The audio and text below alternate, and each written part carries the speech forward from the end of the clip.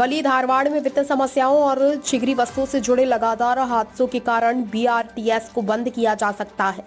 श्रम मंत्री संतोष लाद ने एलआरटी परियोजना के लिए बातचीत की घोषणा की है और इस महीने बीआरटीएस अधिकारियों से मिलकर आवश्यक बदलावों पर चर्चा करने की योजना बनाई है। बीआरटीएस ಹುಬ್ಬಳ್ಳಿನಲ್ಲಿರತಕ್ಕಂತ ಹುಬ್ಬಳ್ಳಿ ಧಾರವಾಡ ರಸ್ತೆ ಇದೆ, ಅದಕ್ಕೆ ಪ್ರಾಬ್ಲಮ್ ಇದೆ ಅಂತ ಹೇಳಿ ಬಹಳಷ್ಟು ಜನರು ಬಹಳ ವರ್ಷದಿಂದ ಇದು ನಮ್ಮ ಹೋರಾಟ ಇದೆ.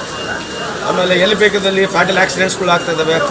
ಕ್ರಿಸ್ ಕ್ರಾಸ್ ರೋಡು, ಪರ್ಪೆಂಡಿಕ್ಯುಲರ್ ರೋಡ್ಸ್ಗಳು ತುಂಬ ಆಗಿರೋದ್ರಿಂದ ಸೊ ನಾವೇನೋ ಒಂದು LRT ಅಂತಂದರೆ light rail transport system PPP ಮಾಡಲಲ್ಲಿ ಬರಬೇಕು, ಅವರೇ ಇನ್ವೆಸ್ಟ್ಮೆಂಟ್ ಮಾಡಬೇಕು. ಈ ಕಾರಿಡಾರ್ನಲ್ಲಿ ಕೂಡ ಬರ್ತಕ್ಕಂಥ ಎಲ್ಲ ಇನ್ಫ್ರಾಸ್ಟ್ರಕ್ಚರ್ ಅವರೇ ಕ್ರಿಯೇಟ್ ಮಾಡಬೇಕು, ಅವ್ರು ಬಸ್ನ ನಡೆಸಬೇಕು, ನಮ್ದು ಇಷ್ಟು ಮಿನಿಮಮ್ ಪ್ಯಾಸೆಂಜರ್ಸ್ ನಾವು ಕೊಡಬೇಕಂತ ಹೇಳಿ ಒಂದು ಪ್ರಯತ್ನವನ್ನು ಮಾಡ್ತಿದ್ವಿ. We are giving A try.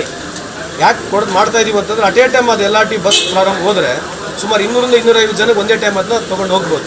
ಅದು ಎಲೆಕ್ಟ್ರಿಕಲ್ ಇರೋದ್ರಿಂದ ಎನ್ವೈರ್ಮೆಂಟು ಆಗುತ್ತೆ, ನಮಗೆ ಕಾರ್ಬನ್ ಪ್ರಿಂಟು ಸಿಗುತ್ತೆ, ಎನ್ವೈರ್ಮೆಂಟ್ ಇಶ್ಯೂಸು ನಮಗೆ ಅನುಕೂಲ ಆಗುತ್ತೆ ಅಂತ ಹೇಳಿ ಒಂದು ಪ್ರಯತ್ನವನ್ನು ಮಾಡ್ತಿದ್ದೀವಿ. ಅದ್ರ ಜೊತೆಗೆ ಈಗ ಇದೇ ತಿಂಗಳ ಬೇಕಿದ್ರೆ ಮೋಸ್ಟ್ಲಿ ಜನವರಿ ಎಂಡ್ವರೆಗೆ BRTS ಜೊತೆ ಸಂಪೂರ್ಣ ಮೀಟಿಂಗ್ ಮಾಡಿಬಿಟ್ಟು ಎಲ್ಲ ಇರ್ತಕ್ಕಂಥ ಇಂಟ್ರೆಸ್ಟೆಡ್ ಪಾರ್ಟೀಸ್ನ ಕರೆಸಿ ಅವ್ರ ಒಪಿನಿಯನ್ ತೊಗೊಂಡು ಇರ್ತಕ್ಕಂಥ ವ್ಯವಸ್ಥೆಯಲ್ಲಿ ಏನು ಬದಲಾವಣೆ ಮಾಡ್ಬೋದು, ಏನು ಸ್ವಲ್ಪ ಚೇಂಜಸ್ ಮಾಡಿದ್ರೆ ಸಾರ್ವಜನಿಕ ಅನುಕೂಲ ಆಗುತ್ತೆ ಅಂತೇಳಿ ಅದನ್ನು ಪ್ರಯತ್ನ ಮಾಡ್ತಾ ಇದ್ದೀವಿ. ಸೊ BRTS ಆಗ್ತಕ್ಕಂಥದ್ದು ಸಾಧ್ಯತೆ ಒನ್ಲಿ ಅಬೌಟ್ ಎಕನಾಮಿಕಲ್ ಸ್ಟಡಿ ಆಗಿದೆ ಆಲ್ರೆಡಿ. ನಾನೇ ಪರ್ಸನಲಾಗಿ ಫ್ರಾನ್ಸಿಗೆ ಹೋಗಿದ್ದೆ, ಆ ಕಂಪ್ನಿಯವ್ರ ಜೊತೆ ಬಿಟ್ಟಿಂಗ್ ಕೂಡ ಮಾಡಿದ್ದೀನಿ. It will be on PPP project.